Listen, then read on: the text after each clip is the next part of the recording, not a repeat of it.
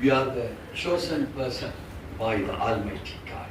நாம் எல்லாம் தேவனால் ரொம்ப விசேஷமாக பலர் மத்தியில நம்மளை செலக்ட் பண்ணியிருக்காரு. விசுவாசிக்கிறீங்களா? ஸோ எந்த பிள்ளை ஒரு நல்ல ஒரு ஓட்டப்பந்தயத்தில் ஜெயிக்கப்பட வேண்டுமோ அந்த ஒரு பிள்ளைய செலக்ட் பண்ணி பல டீச்சர்ஸ் அதுக்கு சொல்லி கொடுத்துருப்பாங்க. இப்போ உதாரணமாக நம்ம உலக பிரகாரமா எக்ஸ்பிளைன் பண்ணோம்னா ஒரு ஹீரோ ஹீரோயின் இருக்காங்க. கூட்டத்தில் இருக்க யாருக்கோ மேக்கப் பண்ண அந்த ஆளா போய் ஹீரோயினுக்கு மேக்கப் பண்ணுவாங்க. ரொம்ப ஸ்பெஷலான ஒரு பர்சன். அவங்க நகம் முதற்கொண்டு அவங்களுடைய காம்ப்ளெக்ஸ் என்ன காம்ப்ளெக்ஸ் இருக்கணுமோ அதுக்கு தகுந்த விலை உயர்ந்த ஒரு காஸ்மெட்டிக்ஸ் எல்லாம் போட்டு தான் அந்த ஹீரோயினை ரெடி பண்ணுவாங்க. அப்படிதானே? இப்போ நம்மள ஆண்டவர் இதை தாண்டி நம்மளை செலக்ட் பண்ணியிருக்காரு. ஏன்னு கேட்டீங்கன்னா அழிந்து போகக்கூடிய உலகத்தின் வாழ்க்கையில் இருக்கிற ஒரு ஆர்டினரி பிளஷருக்கு அவ்வளவு இருக்குமானால் எட்டர்னலுடைய பிளஷரை நீங்க அனுபவிச்சாதான் எட்டர்னிட்டியை பத்தி நீங்க டீச் பண்ண முடியும். இப்ப ஏபிசிடி தெரியாத நீங்க ஒரு லிட்ரேச்சர்ல நீங்க ஒரு PhD வாங்க முடியாது. So what is the minimum requirement?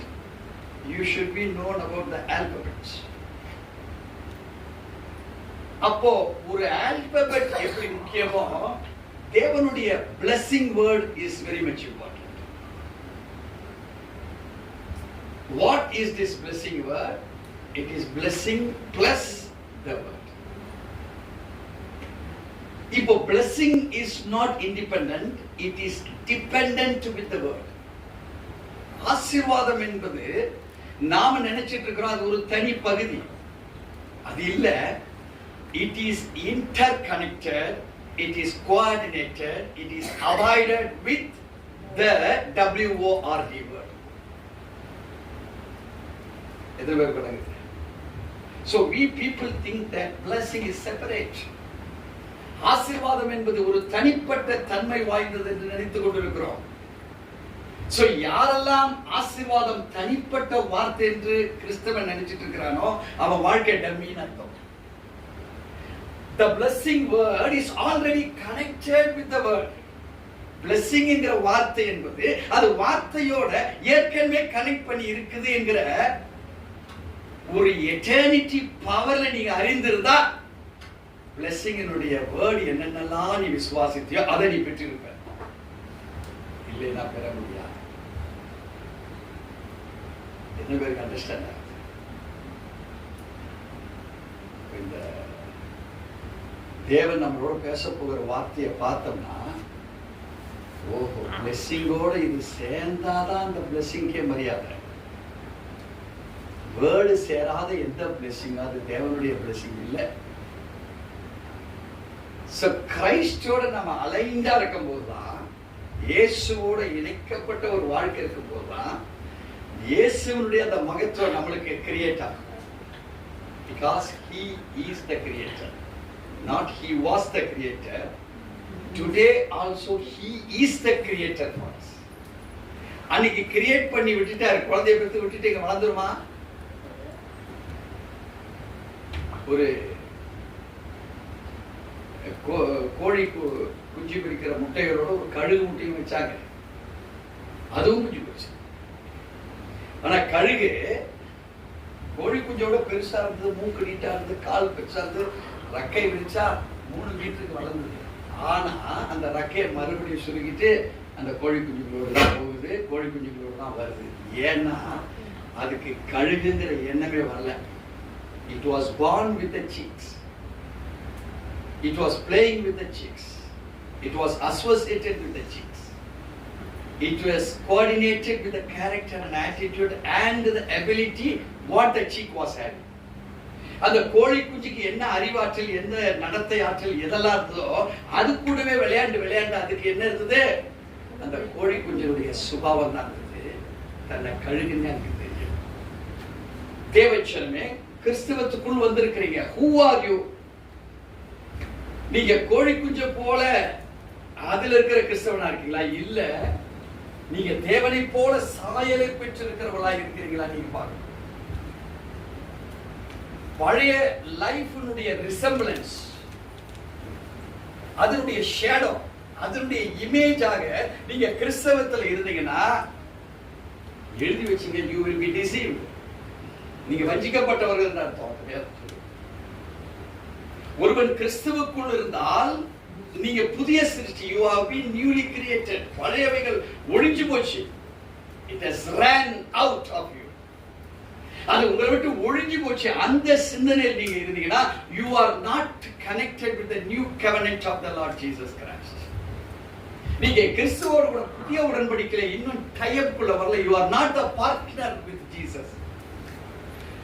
எங்கேயோ இருந்த உங்களை அவருடைய சொந்த ரத்தத்தினால மகிமையின் பிரசனத்துக்காக உங்களை அழைச்சிருக்கிறாரு. ஆனா மகிமையின் பிரசனம் இல்ல, வீட்டுல சண்டை, வீட்டுல டிஸ்கிரிமினேஷன், பிரித்து ஆளுகிற தன்மையில வாழ்ந்துட்டு இருக்கிறோம். பணம் தரித்திர நிலை, குணாதிசயங்கள் நான் பழசுலேருந்து மாறவே இல்லை. என் உடம்பு வயசானா கூட என் உடம்பு பலனுள்ள, காண்டாமிருகத்துக்கு ஒத்த பலனுள்ள உடம்பு என்கிட்ட இல்லை. வியாதியில் இருக்கிற என் போக்கஸ் ஒரு குறிப்பிட்ட கட்டுப்பாட்டில் தான் இருக்கு. It could never go and flourish outward. அது வெளியே போய் அது பிரகாசத்தை பார்க்க முடியல. Why?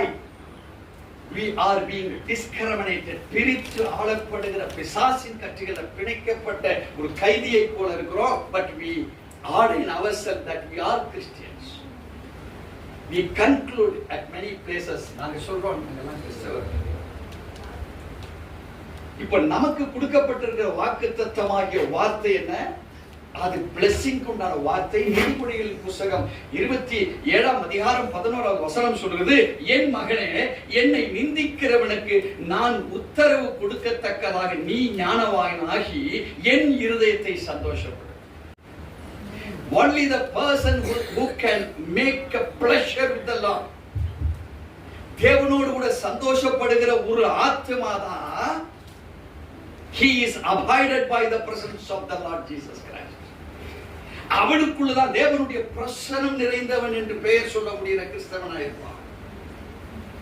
If he or she is not filled with the knowledge of wisdom of the God, யார் ஒருவனோ ஒருத்தியோ தேவனுடைய அறிவையும் தேவனுடைய ஞானத்தையும் பற்றி அறியாதவனாக இருப்பான், ஆனால் he could never impress the Lord Jesus Christ. ஒருவனும் அவன் தேவனுடைய பிரசன்னத்துக்குள் நுழையவே முடியாது. ஆங்கிலத்தில் சொல்லப்பட்டிருக்கிறது, be wise my son my daughter and make my heart glad. என் இருதயத்தை சந்தோஷப்படுத்துகிறவனாய் மாறு. That I may repay to him who reproaches me. தேவனுடைய வார்த்தைகள் இங்கே ஒரு சாலமோன் ஞானி இடத்தில் அவர் பேசுகிறார் என்றால், Solomon considered to be the treasure of wisdom. Solomon எப்படிப்பட்டவராக இருந்தாரு? களஞ்சியமாக இருந்தார், ஞானத்தின் களஞ்சியமாக. உங்க கெப்பாசிட்டியை நீங்க இன்க்ரீஸ் பண்ணாம உங்க லைஃப்குள்ள நீங்க என்ட்ரியே இன்னும் ஆகலைன்னு சொல்றாங்க. இதுவரைக்கும் நீங்க உங்களுடைய என்ட்ரி என்னன்னா, ஒரு கழுகு கோழி குஞ்சலோடு பழகினா என்ன இருக்கோ அதுதான் நீங்க நான் இப்ப பழகிட்டோம்.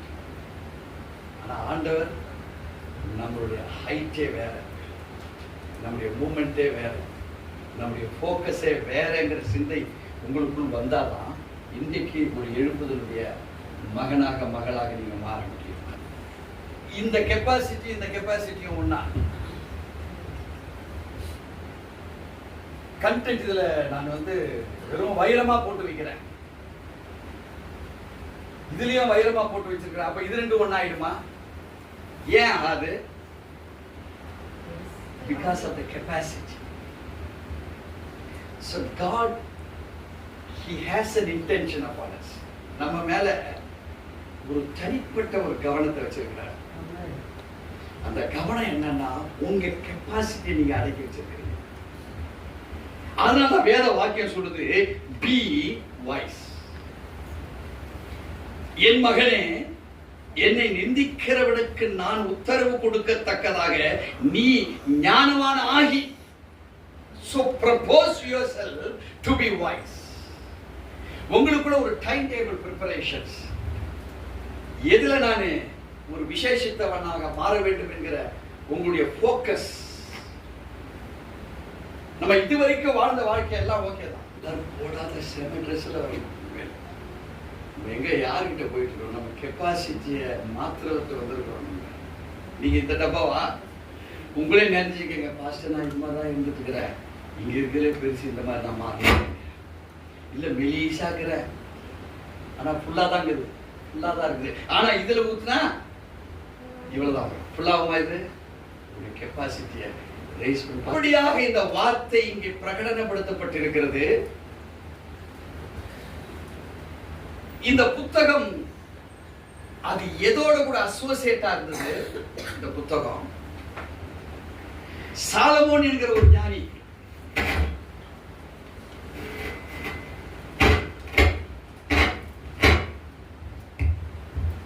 The book of Proverbs is traditionally associated with Solomon. Why? எதற்காக சாலமோன் இந்த புத்தகம் அப்படின்னு நீதிமொழியில சொன்னா யார் ஞாபகம் வரும்? ஏன்? He was known for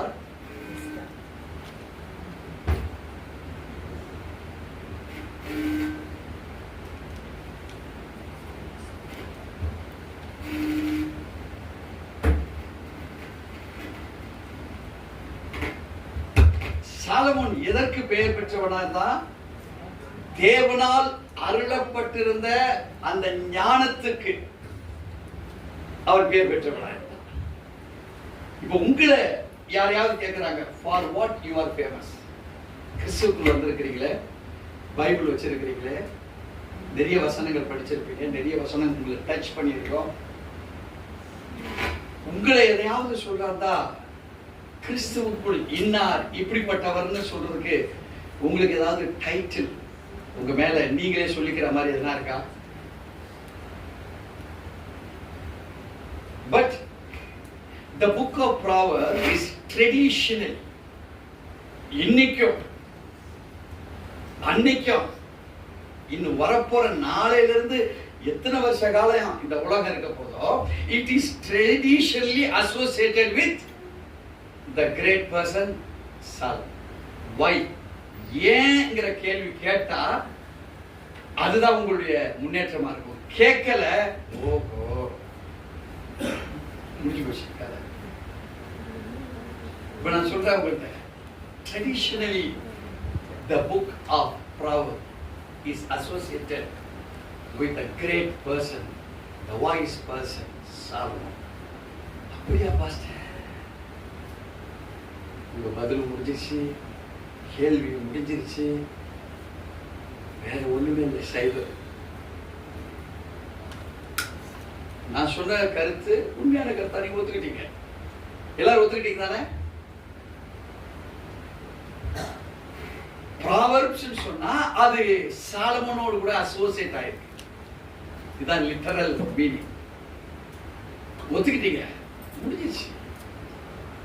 ஆனா அடுத்த செகண்ட் தேவன் எதிர்பார்க்கிறது என்னன்னா, ஓ Solomon, he is known for God's provided wisdom. சாலமோனையா சொன்னீங்க, அவரையா சொன்னீங்க மாஸ்டர்? அவர் தேவன் கொடுத்த ஞானத்தினாலே நிரப்பப்பட்டவர் அல்லவா அவரு அப்படின்னு ஒரு தாட் போச்சுன்னா யார் சந்தோஷப்படுவா? சாலமோனா? ஆண்டவர் சந்தோஷம். This is called the increasing your capacity. ஒரு சின்ன பாட்டில் இருந்து ஒரு பெரிய பாட்டில்ல எவ்வளவு வைக்க முடியுமோ, it is called as increasing our capacities. So இதனால் வரைக்கும் வேதத்தை வாசிக்கிறீங்க, படிக்கிறீங்க, அனாயிண்டிங்ல நிறையறீங்க, பேய் போகுது, பிசாசு போகுது, வேடிக்கை பார்க்கிறோம், எல்லாமே இருக்குது. Why not the same God provide the wisdom to me? யாராவது சிந்திச்சிருக்கீங்களா? ஏன் அதை எனக்கு தேவன் கொடுத்திருக்க கூடாது? God says today, be wise. Be wise. Why? You know, my son, and make my heart glad. இந்த வேதத்தை நான் வாசிக்கிற பொழுது who are the first person, who is the first person to be glad? இதை வாசிப்பதனால உன் ஆத்மா இரண்டாவது தான், உன் சரீரம் இரண்டாவது தான். First, God gets excited. God gets the power of excitement through you. உங்களை கொண்டு தேவனுடைய அந்த எக்ஸைட்மெண்ட் வாரி தூக்கி உங்களுக்கு கற்றுக் கொடுக்கிறார். அவர் பார்க்கிறார், எதை நான் அவனுக்கு கொடுத்தா அவன் சந்தோஷப்படுவான். இப்போ அவன் என் வார்த்தை அவன் தியானிச்சு என்ன சந்தோஷப்படுத்துறான். இப்ப நான் அவனுக்கு என்ன கொடுக்க போறதுமா, அவன் எதுல தோத்துட்டு இருக்கான் அதை கஷ்டப்பட்டு இருக்கான கஷ்டத்துல இருந்து அவனை மாத்த போறேன். பேய் பிடிச்சிருக்கா பேய் இருந்து அவனை மாத்த போறேன். அவன் பிரச்சனையில் இருக்கான பிரச்சனையில இருந்து அவனை மாத்த போறேன். ஆங்கிள் ஒண்ணுதான். By becoming wise, we make the heart of the God to be glad. Only one proportionate within you and the Lord. ஒரே ஒரு கருத்து தான். But God என்ன பார்க்கிறாரு? The prevailing situation, the circumstantial problems what you are facing presently, எது பல ஆண்டு காலங்களாய் உன்னை திறத்திக்கிட்டு வருது, ஜஸ்ட் அவரை சந்தோஷப்படுத்துனால வேதம் சொல்லுது, என் மகனே என்னை நிந்திக்கிறவனுக்கு நான் உத்தரவு கொடுக்கத்தக்கதாக நீ ஞானவனாகி என் இருதயத்தை சந்தோஷப்படுது. இப்போ சந்தோஷப்படுது. இப்போ ஆண்டவரை எது டிஸ்டர்ப் பண்ணிட்டு இருக்கிறது தெரியுமா? உன் தரித்திரம் அவரை டிஸ்டர்ப் பண்ணிட்டு இருக்கு, உன் பிரச்சனை அவரை டிஸ்டர்ப் பண்ணிட்டு இருக்கு, உன் இயலாமை அவரை டிஸ்டர்ப் பண்ணிட்டு இருக்கு, உனக்குள்ள இருக்கிற மனப்போராட்டம் அவரை டிஸ்டர்ப் பண்ணிட்டு இருக்கு. ஆனா நீ கேட்கிற, என் பிரச்சனையை தீருங்க தீருங்க தீருங்க தீருங்க தீருங்கன்னு கேட்கிற. ஆனா வேத வசனம் ஞானவனாகிய சாலமோனுக்கு பல ஆயிரம் ஆண்டுகளுக்கு முன்பாக கற்றுக் கொடுத்தவைகளை இன்றைக்கு உனக்கு பட்டயமாக போடப்பட்டு கொடுத்திருக்கு. It has an agreement with you. God has proposed this agreement for you. இது உனக்காக தயாரித்து கொடுக்கப்பட்ட ஒரு அக்ரிமெண்ட். என்ன செய்ய? Be wise. நீ இதை சிந்திப்பாயானால், சாலமோன் எதற்காக அவன் பேரை சொன்னா பிராவர்பு புஸ்தகத்துக்கும் அவனுக்கும் ஒரு என்டாங்கிள்டு பவர் இருக்குதோ, ஒரு ட்ரெடிஷனல் அசோசியேஷன் இருக்குதோ, உன்னையும் ஒரு ட்ரெடிஷனல் அசோசியேட்டா மாற்றுவாராக. விசுவாசிக்கிறீங்களா? இப்ப நம்ம அவரோட அசோசியேட் ஆயிருக்குமான்னு பார்த்தா, உங்க கண்டெய்னர் எதுன்னு பாருங்க, அத்துணுண்டதான் இருக்கிறீங்க. ஆனா ஆள் வளர்ந்து இருக்கிறோம், அறிவு வளர்ந்தா அதுதான்டா வளர்ச்சி. பசங்க கஷ்டம் வாக்கு தத்தமா இல்லைன்னா எங்களுக்கு வேற என்ன கற்றுக் கொடுக்குறீங்களா? மோட்டிவேஷனல் ஸ்பீச்சா? அதுதாங்க அது கற்றுக் கற்றுக் கொடுத்தது இன்ட்ரடக்ஷன் உங்களுக்கு சொல்லியிருக்கிறேன். டப்பாங்களை வச்சு நீங்க எந்த டப்பான்னு உணர வச்சிருக்க உணர்ந்துருக்கீங்களா? நீங்க யாரா இருக்கிறீங்கன்னு உணர்ந்துருக்கீங்களா? இப்போ going inside the subject. இங்கே வேதம் சொல்லுகிறது, இந்த 27ஆம் அதிகாரம் நீங்க ஃபுல்லா படிச்சு பார்த்தீங்கன்னா ஒரு பிராக்டிக்கல் எக்ஸாம்.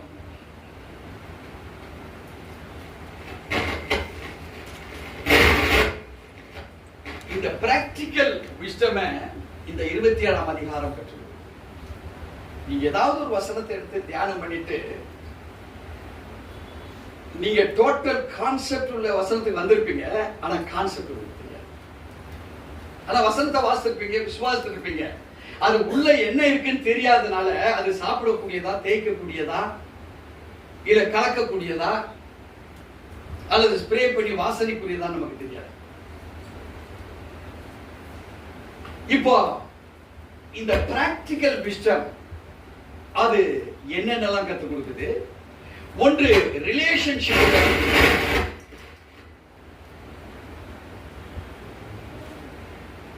ரிலேஷன்ஷிப் கற்றுக் கொடுக்குது இந்த 27ஆம் அதிகாரம். What type of relationship? அதுல பாசிட்டிவ் ரிலேஷன்ஷிப் இருக்கு, நெகட்டிவ் ரிலேஷன்ஷிப் இருக்கு, பெர்மனன்ட் ரிலேஷன்ஷிப் இருக்கு, டெம்பரரி ரிலேஷன்ஷிப் இருக்கு. இதே பேர் ஒரே கம்பெனியில் 30 வருஷம் வேலை செய்து வைப்பாங்க. எத்தனை பேர் ஒரே வருஷத்துல 30 கம்பெனி மாறணும்னு இருப்பாங்க. உங்க வாழ்க்கையில நீங்க இப்ப உங்களை கணக்கு போட்டு பாருங்க. Is my relationship permanent? பெர்மனண்டா இருந்திருக்கா? எதையாவது ஒரு மக்களோட சண்டை போட்டு ஆண்டவரோட சண்டை போட முடியுமா? ஒரு ரிலேஷன்ஷிப் அப்ப ஸ்பிரிச்சுவல் என்னவாக இருக்கு? உன் தாட்ஸ் என்னவாக இருக்குது? அது ரிலேஷனுக்கு உண்டான தாட்ஸா இருக்கா? சோ இந்த நீதிமொழிகள் 27 கர்த்தர் கற்றுக் கொடுக்கிற சாலமோன் கொடுத்த ஞானத்தை சாலமோன் எப்படி நமக்கு வெளிப்படுத்தி இருக்கிறாரு? இத ஆராய்கிற அறிவுக்கு பேர் தான் ரிலேஷன்ஷிப். அது எழுத்து வடிவில் ரேமா லைட்டாக கொடுக்கப்பட்டிருக்கிய we are in darkness. So God given wisdom to Solomon and Solomon expressing to us as God expressed to Solomon. தேவன் சாலமோனுக்கு கற்றுக் கொடுத்ததின்படி சாலமோன் அதை எழுத்து வடிவமாக அதை ரேமாவாக கொடுத்திருக்கிறாரே. ஏன் கண்ணுக்கு அது வெளிச்சமா தெரிகிறதா? If it is correct, ஒரு ரிலேஷன்ஷிப் உலக சாலமோன் கூட இப்போ ஸ்பிரிச்சுவல் காடோட கூட ஒரு ரிலேஷன்ஷிப் பக்காவா இருக்கும். ஒரு ரிலேஷன்ஷிப்ல எவ்வளவு விஷயங்கள் வந்து பாத்தீங்களா? So what is the practical wisdom என்று பார்ப்பாயானால் இந்த காரங்கள்லாம் உள்ள வரும். இந்த சாலமோன் ஞானி உலக பிரகாரமாய் என்ன பிராக்டிக்கல் சொல்லியிருக்கார்? இந்த சாலமோன் ஞானி ஸ்பிரிச்சுவல் காடை கொண்டு எனக்கு என்ன சொல்லி கொடுத்தார்? சோ the practical relationship நீங்க தேடுகிறவர்களாய் மாறுகிற அனுபவம் தான் இந்த மாதத்தினுடைய blessings. சோ பிராக்டிக்கலா யார் ஒருவர் think பண்ணலையோ it could not be applied in our life as a Christian. ஒரு கிறிஸ்தவனாக இந்த ரிலேஷன்ஷிப் நம்ம குடும்பத்துல அறவே இருக்காது. கணவன் தடை செய்வான், புள்ள தடை செய்யும், மருமக தடை செய்யும், சபைக்கு போகாத. பிகாஸ் தடை செய்கிறவனுக்கும் சாலமோனால் கொடுக்கப்பட்ட தேவனுடைய வார்த்தைக்கும் ரிலேஷன்ஷிப் இல்ல. அதனால உன்னை தடை பண்றவன் தேவனோடு கூட ரிலேஷன்ஷிப். சரி, நீ வரைய உங்களுக்கு 2 நல்ல சீவப்பட்டிருக்காத கொம்பு, அது சைவரதா இருக்கு. அப்போ நம்ம relationship with God is a practical wisdom within us. So practical ரிலேஷன்ஷிப்பை விரும்புகிற ஒரு தேவனுடைய பிள்ளையா இருப்பாயானால் சாலமோனோடு கூட பேசின தேவன் விருப்பமுள்ள இந்த இடத்துல எந்தெந்த விசுவாசி இருக்காங்களோ அவங்களோட பேசுவார். யூடியூப்ல பாத்துக்கின்னு ஒருவேளை மொக்க பாத்தியா பாத்துக்கிட்டு அவனுக்கு புரியாது. அறிவுள்ளவனா தான், அறிவுக்கு பொறுத்தவர் தான் புரியும். ஆனா பிராக்டிக்கல் விஸ்டம் விரும்புறதா தான் அந்த யூடியூப்ல இருக்கிறவனுக்கு தேவ ஆவியானவர் விளக்குவார். That is called as relationship. समझ गए? புரிஞ்சுதா? உன் பாத்திரம் நிரம்பி வழியணுமா வழியக்கூடாதா? மலையின் மேல் இருக்கிற பட்டணமாக மாறணுமா மாறக்கூடாதா? உன் இருதயத்தை ஆராய்ந்து அறிகிறவர் உனக்குள் வரணுமா வரக்கூடாதா? Then why you limit God? ஏன் தேவனை நீ மட்டுப்படுத்தி எனக்கு நான் இதுக்கு அருகதை இருக்கிறதா ஏன் ஒண்ணு சிந்திக்கிற?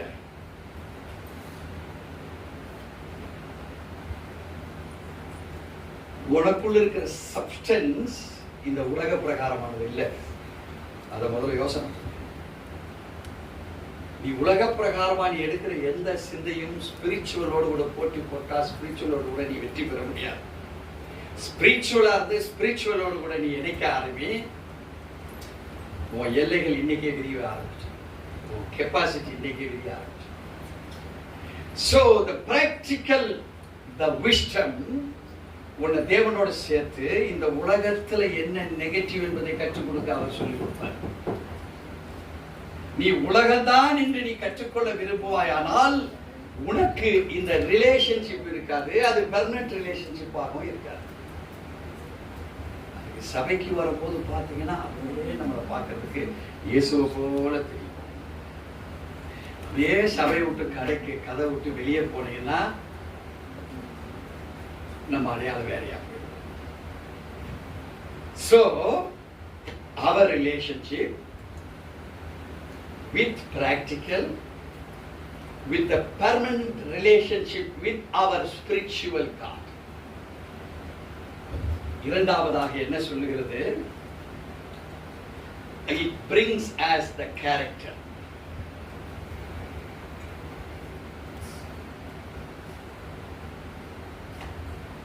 இப்ப நம்முடைய வாழ்வுல நீங்க எந்த இடத்துல போய் நிக்கிறீங்களோ நீங்க எதுவுமே பேச வேண்டாம். நீங்க எதுவுமே பேச வேண்டாம். உங்களை எதுக்கு அழைச்சிருக்காரோ அந்த அழைப்பு அந்த இடத்துல ஒதுக்கி. நான் ஏற்கனவே இங்க சொல்லியிருக்கிறேன், ஒரு மிஷினரிய இங்க இருந்து நார்த் இந்தியா அனுப்புறாங்க. அவருக்கு 3 months டைம் தராங்க. என்ன டைம்னா ஹிந்தி கத்துக்கணும். 3 மாசம் ஹிந்தி கத்துட்டேன்னு எங்களுக்கு நீங்க ரிப்போர்ட் கொடுக்கணும், அப்புறம் நீங்க ஊழியம் பண்ணணும். இவர் அங்கிருந்து போறாரு. 3 மாசம் ஆச்சு. ஐயா ஊழியம் கத்துக்கிட்டீங்களா? மிஷினரி ஐயா, சாரி, என்ன கத்துக்கணும்? ஹிந்தி கத்துக்கிட்டீங்களா? அவர் சொல்றாரு, கத்துக்கலைங்க. என்னப்பா அவருக்கு இவ்வளவு இன்வெஸ்ட்மெண்ட் பண்ணி ஒருத்தர் அனுப்பிச்சிருக்கிறோம். சரி, இன்னொரு 2 மாசம் டைம். 2 மாசத்துக்கு அப்புறம் மறுபடியும் அங்கிருந்து போன். ஐயா ஊழியக்கார ஐயா ஹிந்தி கத்துக்கிட்டீங்களா? இல்லைங்க, 1 மாசம் டைம். 1 மாசம் டைம் மறுபடியும் போன். ஐயா கத்துக்கிட்டீங்களா ஹிந்தி? வீட்டுக்கு நாளைக்கு செலவு பண்ணி வேஸ்ட். 6 மாசம் வேஸ்ட். வீட்டுக்கு வந்தாச்சு. இப்போ இன்னொருத்தர் அனுப்புறாங்க. இன்னொருத்தர் அனுப்பி 3 மாசம் பொறுத்து கேட்கறாங்க. ஐயா நல்ல ஹிந்தி கத்துக்கிட்டு இந்த மக்களோட பழகி பழகி பழகி பழகி ஐயா இன்னிலிருந்து நீங்க ஊழியம் செய்யுங்க. இது வரைக்கும் கொடுத்த சம்பளம் 10,000 தான், இனிமேல் உங்களுக்கு 20,000 ரூபாய் மிஷினரி சம்பளம். இவர் போறாரு பக்கத்து கிராமத்துக்கு. ஓ देखो अभी ओ यीशु मस्जिद मालूम तुमके लिए? அவன் சொல்ல हमको मालूम नहीं அப்படின்னா. எனக்கு தெரியாதுங்க. ஓ ऐसे है यीशु मस्जिद. பூரா ஒரு டெக்னாலஜி. அந்த கிராம மக்களுக்கு அவர் 1 மணி நேரம் பிரசங்கம் பண்ணி முடிச்சாரு. எல்லாரும் எழுந்து போயிட்டாங்க. எல்லாரும் நிறுத்தி கேட்கிறாருப்பா, நான் உங்க பாஷையில் தான் பேச உங்களுக்கு புரியலையா? நான் புக்கை விளக்கின உங்களுக்கு புரியலையா? அதுல இருந்து அத்தனை பேர் பையில இருந்து அவங்க எடுத்தாங்க புக்கை. எங்க இதை 6 மாசத்துக்கு முன்னாடி ஒருத்தர் வந்தாரு. அவரு இந்த கேரக்டர்னால இயேசு யாருன்னு எங்களுக்கு சொல்லி கொடுத்து போயிட்டாரு. அவர் நடந்த முறை, பேசின முறை, காமிச்ச அன்பு முறை எங்களுக்கு தெரிவிச்சிச்சு. அவர் பேசாம காமிச்சாரு, நீங்க இதை பேசி காமிச்சீங்க. எங்களுக்கு இது பெருசா தெரியல, அதுதான் பெருசா தெரியும்.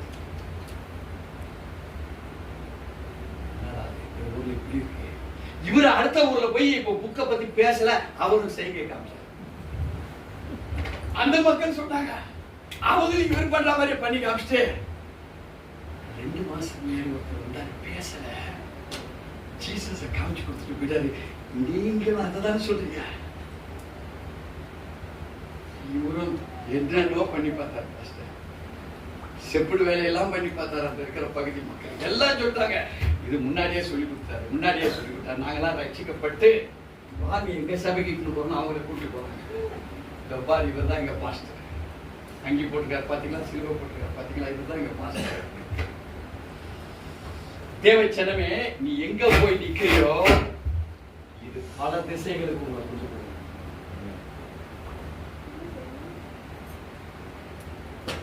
ஒரு பிராக்டிக்கல் இந்த விஸ்டம் தான் தேவன் விரும்புகிற ஒரு விஷயம். இப்ப நீங்க கற்றுக்கொண்டு தேவன் யார் என்பதை அறிந்து கற்றுக்கொண்டு நீங்க நடக்கிறீங்கன்னா அதுதான் விஷயம். மூன்றாவதாக ரெப்யூட்டேஷன்.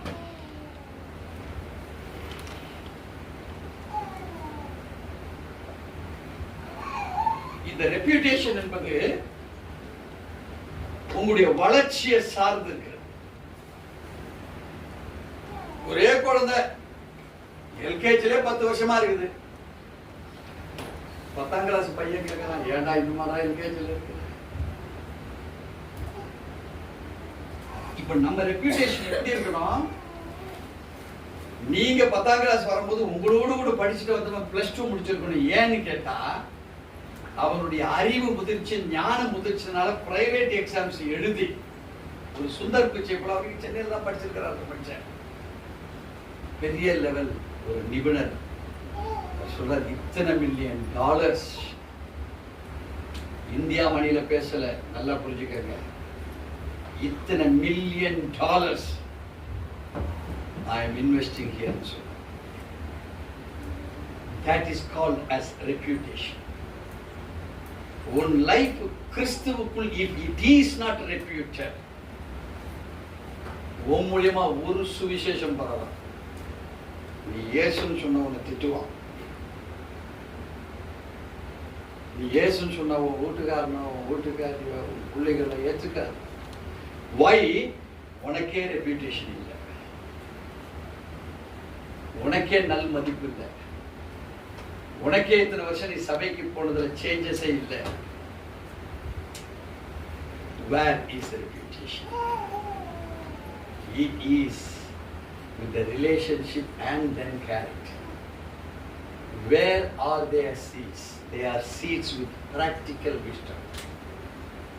அடிப்படையான நடைமுறையான ஒரு ஞானம் இல்லாதவனிடத்தில் கிறிஸ்தவம் வளர்ச்சி அடையாது.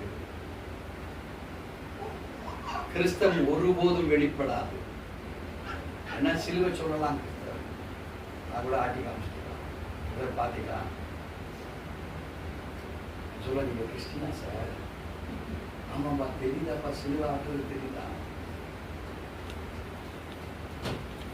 இன்னைக்கு தேவச்சனமே, without reputation, if we people live in this world, fit for nothing. எதுக்கும் அட்லீஸ்ட் ஒரு வீட்டில் யாராவது ஒருத்தர் உங்களுக்கு சப்போர்ட் பண்ணுவாங்க.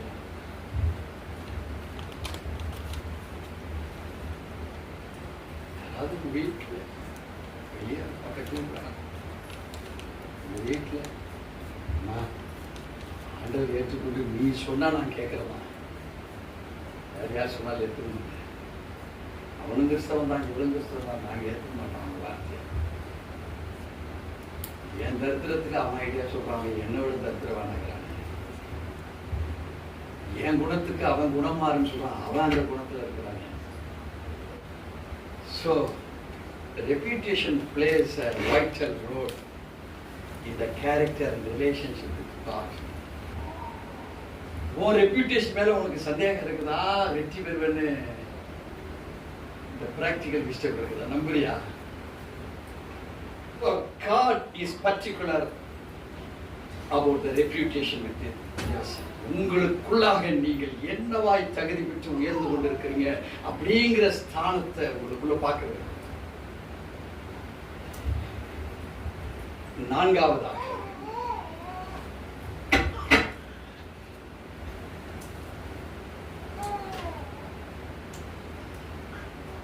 Self control.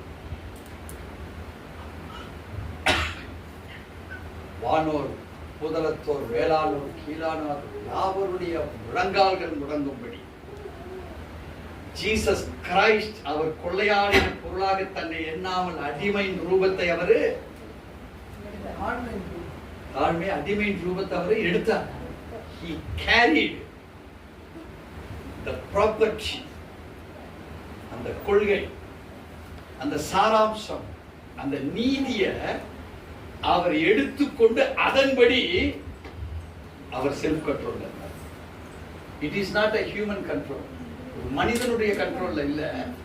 this control is because of the father.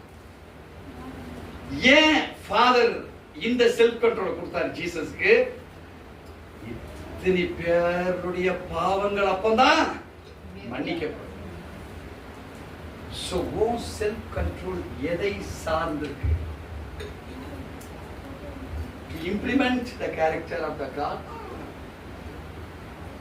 to release how the relationship of Jesus and yourself is permanent. To show off the reputation of your Christian life. இவைகள் உன்னுடையவைகளா இருக்கிறதா?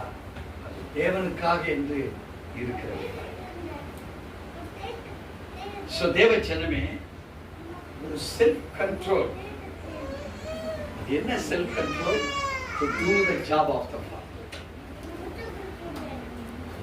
So உனக்குள் உன்னுடைய காரியங்களை வச்சு எடுக்கிற self control அவருக்கு தேவையில்லை. அவருடைய காரியங்களுக்காக நீ எடுக்கிற செல்ஃப் கண்ட்ரோல் இருக்குமா?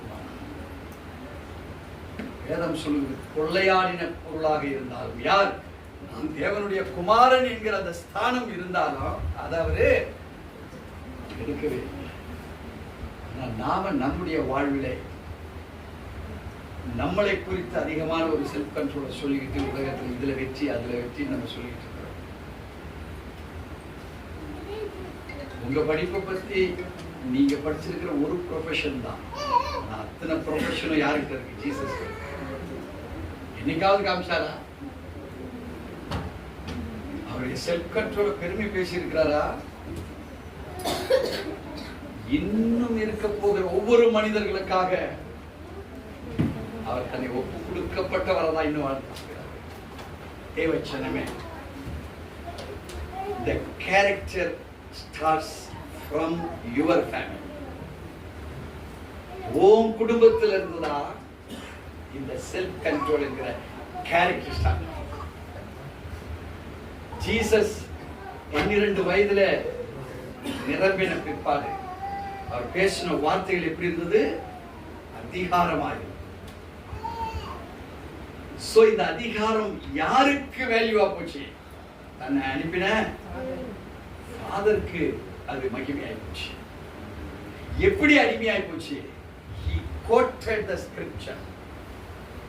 அவர் வேதத்தை வெளியெடுத்து சொல்லுகிறவராய் இருந்தார். சோ ரெப்யூட்டேஷன்ஸ் இது எல்லாமே சரியா இருக்குமானால் வாழ்க்கையில் இந்த செல்ஃப் கண்ட்ரோல் நீ சாதாரணமா பேசியிருப்ப, ஆனா அது தேவனுடைய அதிகாரத்தை வெளிப்படுத்துகிற சுவிசேஷமா இருக்கலாம், ஸ்பிரிட்டை கண்ட்ரோல் பண்றதா இருக்கலாம், ஸ்பிரிட்டை டெலிவர் பண்றதா இருக்கலாம், அல்லது உனக்குள்ள இருக்கிற அந்த தேவனுடைய மகத்துவம் அவருடைய சாயலை உங்களுக்குள்ள பார்க்கறதா இருக்கலாம். அது செல்ஃப் கண்ட்ரோலை தவிர வேற எதுவுமே உனக்குள்ள கொண்டு வர முடியாது. சோ இதை நம்ம அறியாம பிசாசு எங்க டச் பண்ணுவான்னா, டச் பண்ணி எவ்வளவு செல்ஃப் கண்ட்ரோல் இருக்குன்னு பார்க்கணும். அதனால்தான் பிரிவுகள், பிளவுகள், பேக்ஸ்லைட். ஐந்தாவதாக டிசர்ன்மெண்ட். இதுக்கு தமிழ்ல பகுத்து அறிதல். சோ என்னைக்கு நீ பகுத்தறிகிற விரும்புகிறையோ, பகுத்தறிகிற பொழுது ஒன்ன நீ மார்க் போடலாம். நான் 10% தேவனோட இணைஞ்சிருக்கிறேனா, 20% தேவனுடைய சாயலை பெற்றிருக்கிறேனா? அருமையான தேவச்சனமே, இங்கே வேதம் நமக்கு எதை கற்றுக் கொடுக்கிறது? என் மகனே. ஒரு தகப்பன் தன் மகனை பார்த்து கூப்பிடுகிற ஒரு அனுபவத்தை போல இங்கே கிரைஸ்ட் என்ன செய்கிறார் என்றால், he is speaking to the sons and daughters. அவரால் தேர்ந்தெடுக்கப்பட்ட அவருடைய பிள்ளைகளாக இருக்கிற மகன்களும் மகள்களுக்குள்ளும் நம்மளோடு கூட அவர் பேசுகிறவராக இருக்கிறார். அது மாத்திரமல்ல, it also reflects God speaking to his children forever and ever. இப்படி இந்த வேதாந்த புஸ்தகத்துல அந்த ஒரு வசனம் கொடுக்கப்பட்டு படிக்கிற பொழுதெல்லாம் அது வார்த்தையா இருக்கு இல்லையா? ஆண்டவர் சொல்றாரு forever and ever. அவர் நம்மோடு கூட சகல காலங்கள் நான் உங்களோடு இருக்கிறேன்னு சொல்றாரு. எதுல சொல்றாரு? மத்தேயு 28:18 இருந்து வாசிக்கலாம். வானத்திலும் பூமியிலும் எனக்கு சகல அதிகாரம் கொடுக்கப்பட்டிருக்கு. நீங்க எங்க போறீங்களோ வரீங்களோ நான் உங்களோட இருக்கிறேன்.